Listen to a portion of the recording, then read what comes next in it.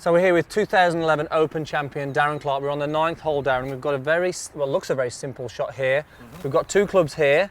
Most amateurs here would pull out the lob wedge straight away, but you're going to talk about something different, aren't you, here? Yeah, I played a lot of links golf with amateurs, and they get into this sort of range, and the first thing they do is reach for their lob wedge or their sand iron or whatever, and that's really no good for this sort of carry on. You don't really want that for this. It's more either a putter or a little rescue. Use the ground, use the contours. Links golf, successful links golf, is all about using the contours.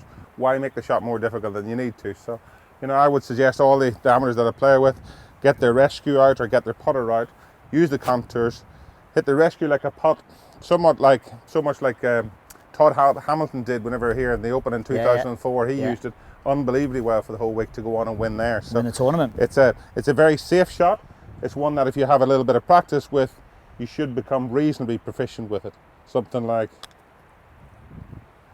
this, I think. Something like this. That. But you got to always remember, turn a little bit, another misread, but you've always got to remember that a bad one of these is always better than a bad chip. So when you're playing links and you're playing courses like this, use the ground, use the contours. I think that's a good point as well. You don't have to be on a links course to do this. You No. can play anything where there's nothing in front of you. If you think you can put it or use that there, it's absolutely going to help. As you say, sand wedge, lob wedge usually ends up either here or 20 yards through the back. People watching television, watching the pros on TV, and they're hitting low spinners and all sorts of stuff. Looks great, but very difficult and takes a lot of practice. This, however, is a much safer shot. Okay, so there you have it.